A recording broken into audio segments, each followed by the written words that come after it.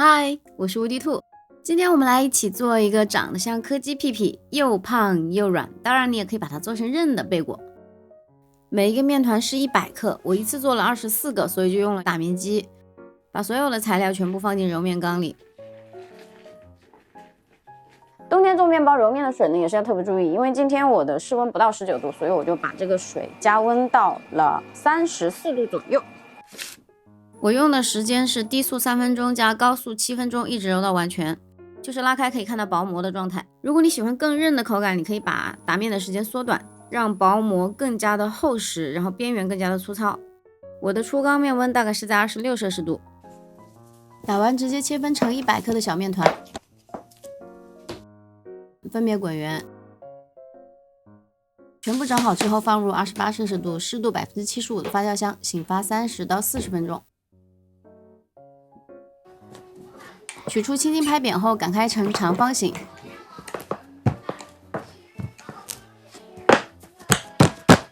翻面转90度，拉得更加规整。之后包入馅料，我这个是柠檬伯爵茶乳酪加果干。从上到下轻轻卷起，然后把一头塞入另一头中，捏紧收口。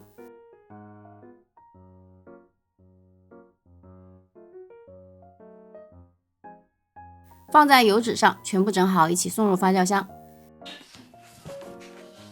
发酵温度大概是35摄氏度，湿度85%，时间大概45分钟。发酵期间煮一锅80度的水，把发酵好的贝果扔进去，两边各烫20到30秒。马克西姆这个超大的多功能锅一次能煮12个。如果贝果粘在纸上，就把它往水里摁一下之后再撕，搞定。翻面的时候用撩的动作，能够尽量减少碰伤。捞出之后沥干表面，然后刷一层牛奶或者蛋清，烤完的贝果就会 bling bling。参考屏幕上的温度时间，烘烤到喜欢的上色，立即出炉。正盘放凉后可以分装冷冻保存。微波复烤之后就跟刚出炉的一样软啦。那我们今天就到这里，感谢你的收看，我是无敌兔，我们下期见，拜拜。